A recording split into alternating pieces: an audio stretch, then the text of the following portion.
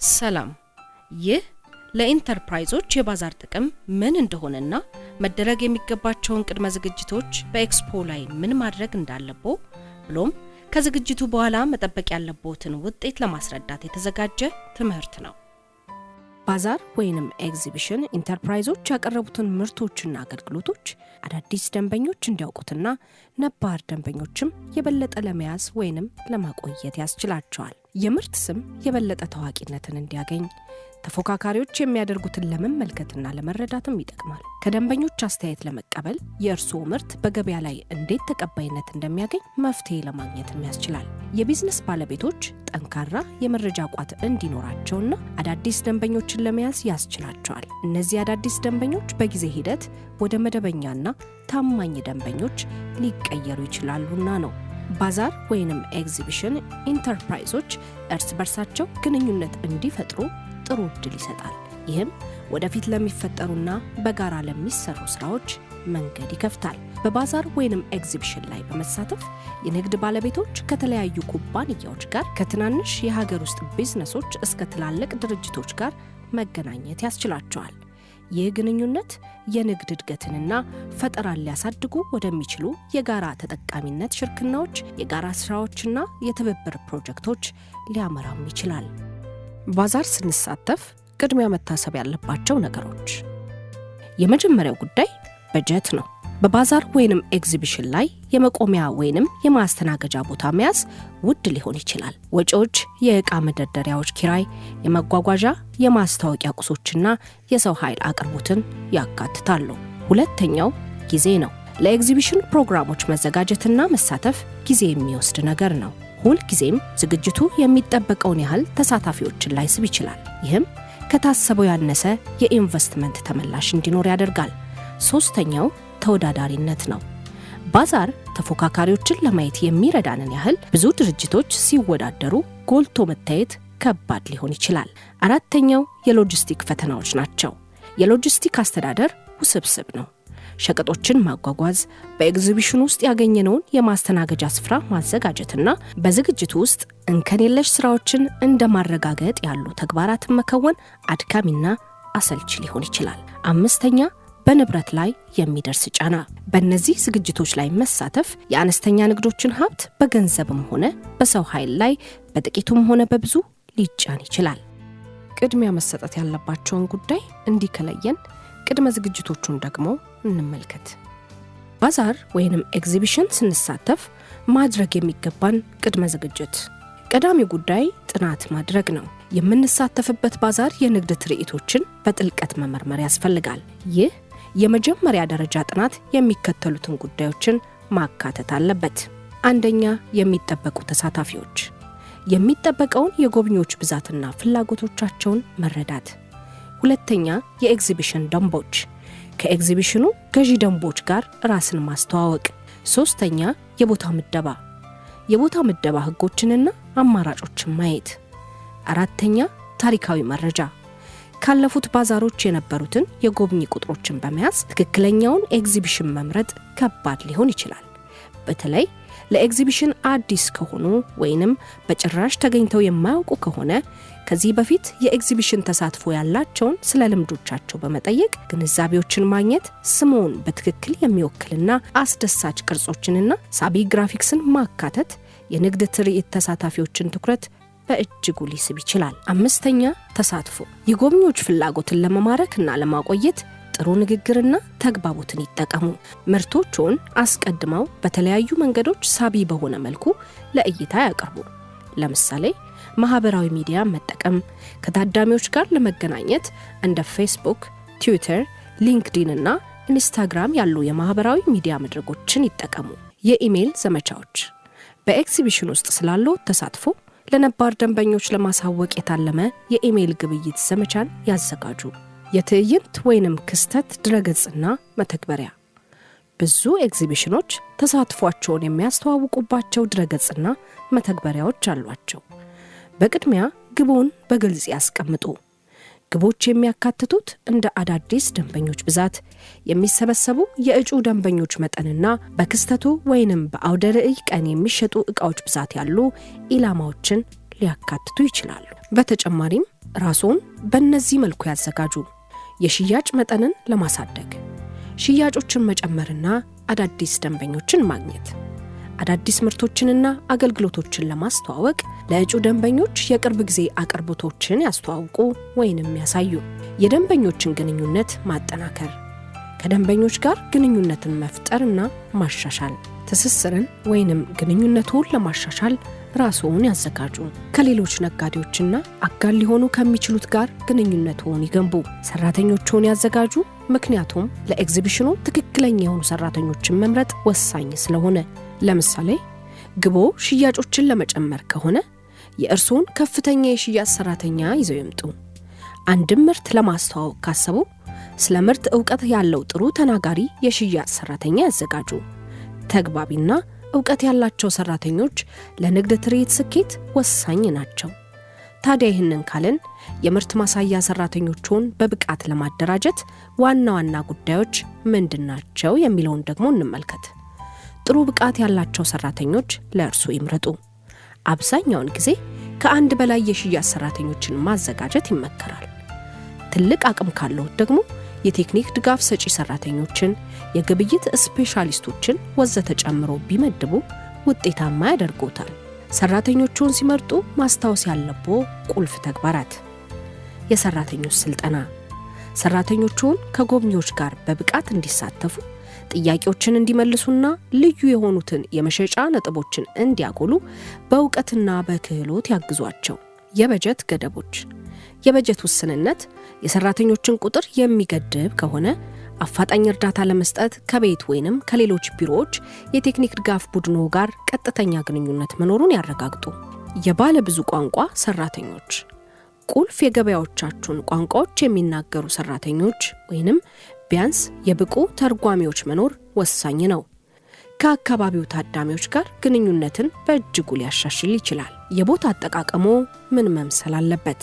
ለኤግዚቢሽኑ ወለል የሚመጥን የሽያጭ መጠኑን ማስተካከል በጣም አስፈላጊ ነው። ከዝግጅቶቹ በፊት የንግድ ትርኢቶች ቦታዎችንና አቀማመጥን በሚገባ መረዳት በጣም አስፈላጊ ነው። ለዚህም ከንግድ ትርኢቱ ቀን በፊት ጊዜ ወስደው ቦታውን መጎብኘት፣ አቀማመጦቹን በተለይም የመቆሚያ ወይንም የምርት ማሳያ ቦታዎችን ቅድሚያ ምልከታ ማድረግ ያስፈልጋል። ስለሚመድቡት በጀት ሲያስቡ ይህንን ያስተውሉ። ያልተጠበቁ ወጪዎችን ለመከላከል ከኤግዚቢሽኑ አስቀድሞ አጠቃላይ በጀት መበጀት ወሳኝ ነው። ቀደም ብሎ ዝርዝር በጀት ለማዘጋጀት ጊዜ መውሰድ ያስፈልጎታል። ይህም ጥሩ አፈጻጸም እንዲኖረው ከማድረግ ባሻገር ላልተገባ ወጪ እንዳይዳረጉ በእጅጉ ያግዞታል። የኤግዚቢሽኑን ተሳትፎ ውጤታማነትና ስኬት ከፍ ለማድረግ ይህ ዝግጅት አስፈላጊ ነው።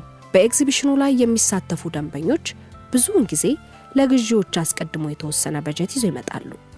እርሶም በኤግዚቢሽን ላይ ውጤታማ በሆነ መንገድ ንግዶን ለገበያ ለማቅረብ የሚከተሉትን ስልቶች ከግንዛቤ ውስጥ ያስገቡ። አሳታፊ የቡዝ ዲዛይን ወይንም የጎብኚዎችን ትኩረት የሚስብ ማራኪ የምርት ማሳያ ያዘጋጁ። ግልጽ መልእክትን ማዘጋጀት። የምርት ስሙና የመልእክት መግለጫው ግልጽ፣ አጭርና የምርቶቹን ወይንም የአገልግሎቶቹን ጥቅም በቀላሉ የሚያስተላልፉ ይሆኑ። በተለያየ አቀራረብ የምርት ናሙናዎችን ወይንም እንደ ዲጂታል ማሳያዎች ያሉ መገናኛ መንገዶችን በመጠቀም ጎብኚዎች እንዲሳተፉ ያድርጉ። የኤግዚቢሽን ድንገተኛ ጎብኚዎች። የኤግዚቢሽን ድንገተኛ ጎብኚዎች የምንላቸው በመጓጓት ወይንም በመዝናኛ ኤግዚቢሽኖች ላይ ይሳተፋሉ። ምንም የተለየ አጀንዳ ወይንም ግዢ የመፈጸም ፍላጎት የላቸውም። ትኩረታቸውን ለመሳብ አይንን የሚስቡ ምስሎችን፣ መስተጋብራዊ ክፍሎችንና አሳታፊ እንቅስቃሴዎችን ይጠቀሙ። ስለ ምርቶቹ ወይንም አገልግሎቶቹ ግልጽና በቀላሉ ተደራሽ የሆነ መረጃ ያቀርቡላል። የመግባባት ችሎታቸው ከፍተኛ የሆኑ ሰራተኞችን በጥሩ ፈገግታ እንዲቀርቧቸውና ምቾትና አስደሳች ስሜት እንዲሰማቸው ያደርጉ። የማይረሱ ቀላል ክብደት ያላቸውን እንደ ብሮሸሮች፣ ናሙናዎች ወይንም የምርት ስም ያላቸውን ሸቀጣሸቀጦችን ያቀርቡላቸው። ለኤግዚቢሽኖች አይን የሚስብ የምርት ማሳያ መንደፍ፣ ራስዎን ከሌሎች ኤግዚቢሽኖች ለመለየት አይንን የሚስብ የምርት ማሳያ መፍጠር አስፈላጊ ነው። በጥሩ ሁኔታ የተነደፈ የምርት ማሳያ ፍላጎቶችን ብቻ ሳይሆን የምርት ስምዎን መኖርና ታማኝነቱንም ያጎለብታል። ሊታሰብባቸው የሚገቡ ዋና ዋና ነገሮች የሚከተሉትን ይይዛል። አንደኛ፣ የንድፍ ውበት። መብራት፣ ትክክለኛ ብርሃን ማብራት የምርት ማሳያ ጎልቶ እንዲታይና የበለጠ የእንኳን ደህና መጣችሁ ስሜት እንዲሰማ ያደርጋል። የምርት ማሳያ አቀማመጥ ክፍትና ተደራሽ መሆኑን ያረጋግጡ። ጎብኚዎች በቀላሉ እንዲመጡና ከእርስዎ ማሳያዎች ጋር መስተጋብር እንዲፈጥሩ ለማድረግ የምርት አደራደሮውን ቀላልና ያልተጨናነቀ አቀማመጥ እንዲኖረው ያድርጉ። የማስታወቂያ ቁሶች እንደ ብሮሸሮች፣ የንግድ ካርዶችና ስጦታዎች ያሉ የማስታወቂያ ቁሳቁሶችን ያቀርቡ። እነዚህ ነገሮች ዘላቂ ስሜትንና ተከታታይ ግንኙነትን ሊያበረታቱ ይችላሉ። አስፈላጊ ከሆነ ለደንበኞች ምርቶ እንዴት ጥቅም ላይ እንደሚውል በተግባር ማሳየት ጎብኚዎች ግዢ እንዲፈጽሙ የማሳመን እድሉ በእጅጉ ከፍተኛ ነው። ጎብኚዎችን በኤግዚቢሽኖች ላይ ለመሳተፍ ከሚያነሳሷቸው ዋና ዋና ነገሮች መካከል በቅናሽ ዋጋ አስፈላጊ ዕቃዎችን የማግኘት ተስፋ ነው። ቅናሾችንና ኩፖኖችን ማቅረብ ብዙ ደንበኞችን ለመሳብና ምርቶችን እንዲሞክሩ ብሎም ብዙ ዕቃዎችን እንዲገዙ ለማበረታታት በጣም ውጤታማ ስልት ሊሆን ይችላል። ይሁን እንጂ የእንደዚህ አይነት ማስታወቂያዎችን ስንጠቀም የፋይናንስ አንድምታውን መገምገም በጣም አስፈላጊ ነው። ማንኛውም የቅናሽ ዘመቻ ከመክፈቱ በፊት ትርፋማ ሆነው እንዲቀጥሉ ወይንም ቢያንስ የማስታወቂያ ዓላማዎችን ማሳካቱን ያረጋግጡ። እንደ ውድድሮች ወይንም ስጦታዎች ያሉ የጎን መስህቦችን ማካተት በኤግዚቢሽኑ ላይ የምርት ማሳያ ማራኪነትን በእጅጉ ያሳድጋል። ተሳታፊዎች ሽልማትን የሚያሸንፉበትን የውድድር እንቅስቃሴዎችን ማዘጋጀት ትኩረትን መሳብ ብቻ ሳይሆን ልዩና የማይረሳ ተሞክሮም ይሰጣል። እንደዚህ አይነት አሰራሮች ብዙ ጎብኚዎች እንዲቆሙና እንዲሳተፉም ያበረታታል። ቀልጣፋ የግብይት ሂደት ወይንም ጥሬ ገንዘብ ደረሰኝና ክፍያ። ቀልጣፋ የግብይት ሂደትን ማዋቀር የደንበኞች እርካታና የአሰራር ቅልጥፍናን ለማሳደግ የተሳለጠ የክፍያ ወይንም የደረሰኝ ሂደት ማዘጋጀት አስፈላጊ ነው። ለአጠቃቀም ቀላል የሆነ የክፍያ ስርዓትን መተግበር ንግዶች ክፍያዎችን በፍጥነት እንዲሰበስቡና ወዲያውኑ ማረጋገጫዎችን እንዲቀበሉም ያስችላቸዋል። ይህም ለደንበኞች እንከን የለሽ የግብይት ልምድን ይፈጥራል። ለኤግዚቢሽን መሪዎች ውጤታማ የክትትል ስልቶች። የደንበኛ መረጃ ይሰብስቡ። የመጀመሪያውና በጣም ወሳኝ እርምጃ በኤግዚቢሽኑ ወቅት የደንበኞችን መረጃ መሰብሰብ ነው። ይህም እንደ ስም፣ ስልክ ቁጥሮች፣ የኢሜል አድራሻዎችና ሌሎች ተዛማጅ መረጃዎችን የመሳሰሉ የደንበኛ መረጃ ዝርዝሮችን መሰብሰብን ያካትታል። የምስጋና መልእክቶችን መላክ። ከኤግዚቢሽኑ በኋላ ወዲያውኑ መረጃዎችን ለሰበሰቡት አዳዲስ ደንበኞች ግላዊ የምስጋና መልእክቶችን ይላኩ። አዳዲስ ደንበኞችን መንከባከብ ይጀምሩ። ግንኙነትን ለመገንባትና የምርት ስምዎን በዘላቂነት ለማቆየትና ቀጣይነት ያለው እሴትን መስጠትን ያካትታል። አስፈላጊ መረጃን፣ የምርት ዝመናዎችንና ለችግሮቻቸው መፍትሄና ልዩ ቅናሾችን ለማጋራት የኢሜል ወይንም የኤስኤምኤስ ዘመቻዎችን ይጠቀሙ። ለምሳሌ ለገዙት ለተወሰነ አቅርቦቶችና የማስተዋወቂያ ቅናሾች ከፍተኛ ፍላጎት ላሳዩ ዝርዝር የምርት መረጃን ይላኩ። ከደንበኞች አስተያየት መጠየቅ የክትትል ሂደት ወሳኝ አካል ነው።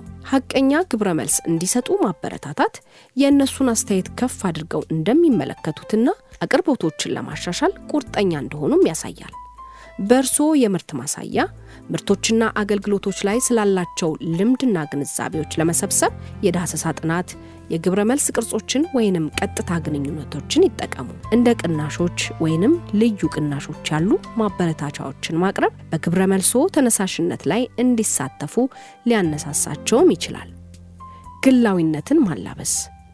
የእያንዳንዱ አዳዲስ ደንበኞች ፍላጎቶችን ለማንጸባረቅ መልእክቶቹን ለየግላቸው ያዘጋጁ። ስሞቻቸውን ይጠቀሙ። ያለፉትን ግንኙነቶች ያጣቅሱ። ይዘታቸውንም በምርጫቸው ያመቻቹ። ይከታተሉና ይላኩ። የደንበኞችን ግንኙነት አስተዳደር የክትትል እንቅስቃሴዎችን ሂደት ለመከታተልና ውጤታማነታቸውን ለመለካት ይጠቀሙ። በመጨረሻም በባዛሩ ላይ የነበሩትን ሂደቶች መፈተሽ። የኤግዚቢሽኑን ውጤታማነትና ተጽዕኖ ለመፈተሽ ያለውን ዘርፈ ብዙ ባህሪ መረዳት በጣም አስፈላጊ ነው። የፍተሻው ሂደት ኤግዚቢሽኖች ዓላማቸውን እንዲያሟሉ፣ ለተሳታፊዎች እሴት ወይንም ዋጋ እንዲሰጡና ከጊዜ ወደ ጊዜ እንዲሻሻሉ ለማድረግ ወሳኝ ነው። የኤግዚቢሽን ፍተሻ ቁልፍ አካላት። የቁጥር መለኪያዎች ኤግዚቢሽኑን አስቀድሞ የተገለጹትን የቁጥር ግቦችን እንደ ጎብኚዎች ብዛት፣ አዳዲስ ደንበኞች፣ የሽያጭ አሃዞችና አዲስ የደንበኛ ግዢዎችን ማሟላቱን ይፈትሹ።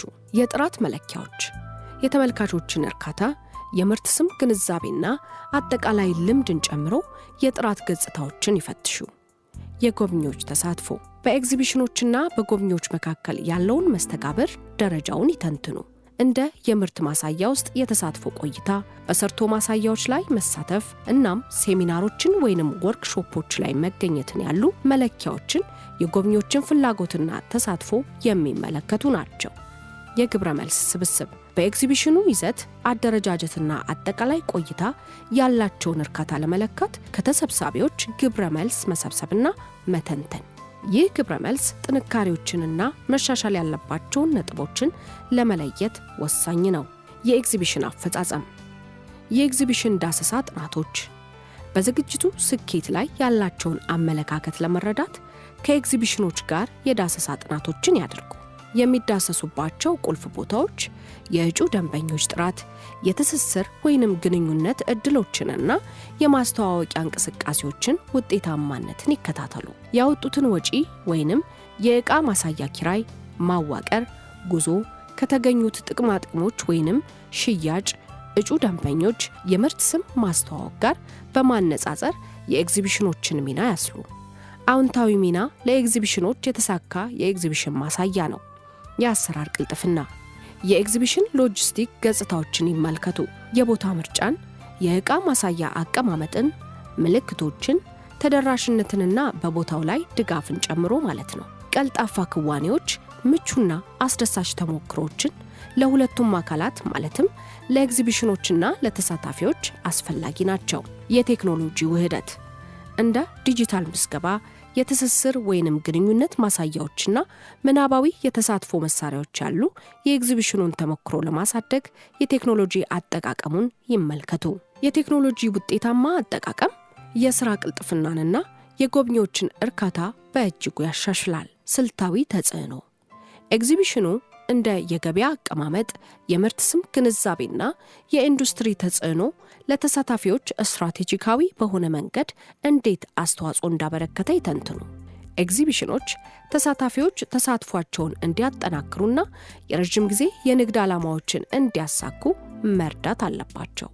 የትብብር ዕድሎች ኤግዚቢሽኑ ምን ያህል በተሳታፊዎች መካከል ትብብርና አጋርነት እንዳመቻቸ ይመልከቱ።